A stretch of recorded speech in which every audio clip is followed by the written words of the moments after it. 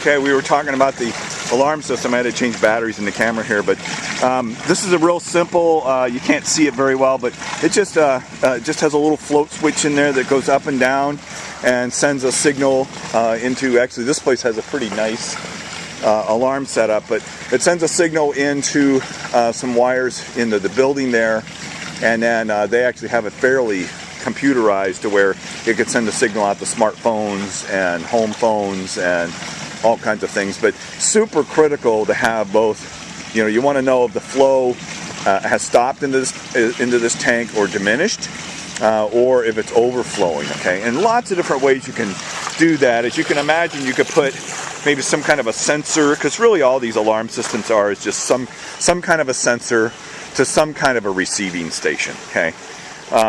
So you could put an alarm sensor like in this pipe here somewhere that would just have a little flapper valve, and when if the water's flowing, as you can imagine, the flapper would be open, right, going with the flow, and then if it backs off a little bit, maybe it's spring loaded and it comes down just a touch, and then it could trip an alarm. Imagine you can, hopefully you can imagine what that's like.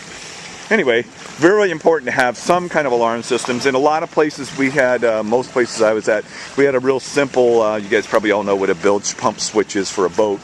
So just imagine, and so that's for high water, right? So the switch is up, means you got lots of water in there and turns on a pump. And then imagine if you just turned it upside down, and a lot of times you can just reverse them, then it's going to signal low water. So 12 volt system usually, kind of not real complicated, not very expensive, and it can work real well. You could have it hooked up to, you know, just screamer alarms if somebody's always on site, just something that makes a terrible amount of noise, and or like maybe a light, like a, you know, red flashing light or strobe light or something, and or maybe a system that calls out on telephones. Okay, so not super complicated, really important. Let's see. You know, I think the last, I'm kind of down to the last thing here, Bill. I think the last thing is that I wanted to discuss was just as far as the cleaning and the isolation goes, is to have separate tools, separate equipment for every container. Really, I got to tell you, most of the years I never had that. The alternative is to disinfect all of the tools every single time before you go from one container to the next. But you know, in my opinion now, looking back on it, it's a cheap security thing. It really should be made out of non-wood product, because wood can seep, or water can seep into wood, and actually bacteria and whatnot can stay inside wet wood for a very long time. So even if the wood seems dry, you could still cross-contaminate. Easy enough to go buy cheap plastic or metal handled tools that can be easily disinfected, and just have a rack for every single container everywhere, and just have a separate net, and usually it's a net and a brush or something for every container. And again, alternatively, you could just have a big barrel and disinfect everything. But kind of cheap insurance relative to your fish getting sick and having to treat them very expensive chemicals, and having them not be around.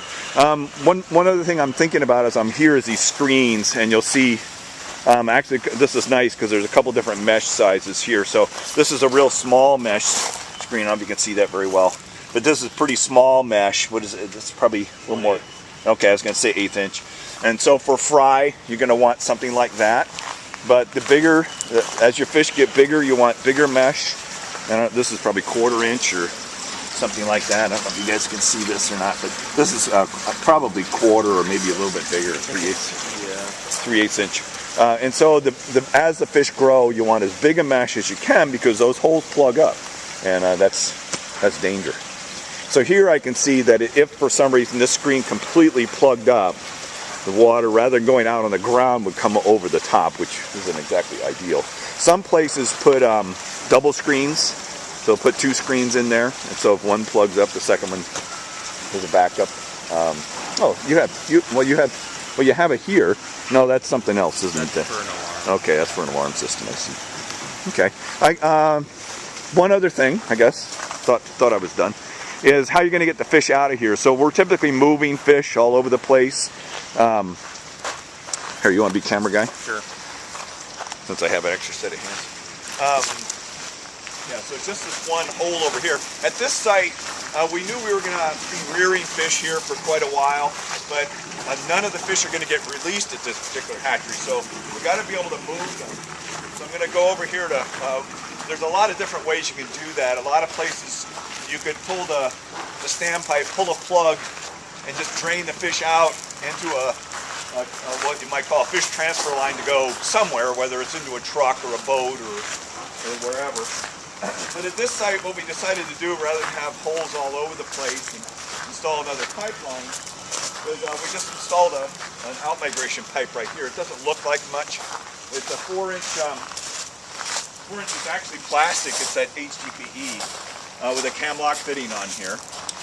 And so fish pumps are kind of a standard way of moving fish anymore. And so what we just figured is we'd put a fish pump into one of the containers, crowd the fish up to the pump, and just pump them right into this pipe.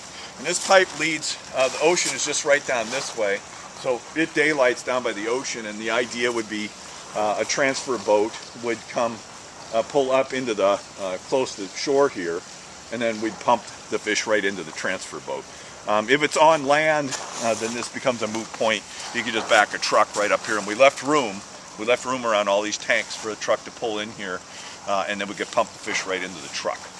Okay, but other places might have, you might, like I said, pull the standpipe, and the fish would get pulled down that, and then run to an underground pipe and go somewhere else. But pretty much anywhere in Alaska, you're moving the fish somewhere. I can think of very few places, I don't know if I can think of any, where the fish are just spawned there and raised there and released there. I can't think of very many. I guess Crystal Lake. No, even they move fish around. Yeah. Even they move fish around. No, I guess I can't think of any. Maybe there's one or two, but for the most part, we are moving fish from A to B. Some at Crystal Lake. Well, yeah. Others go to Anita. No, I can think of lots of places where they release some, but almost all of them are transferring, either transferring all or a large portion of their fish somewhere else. Okay, I think that's all I got.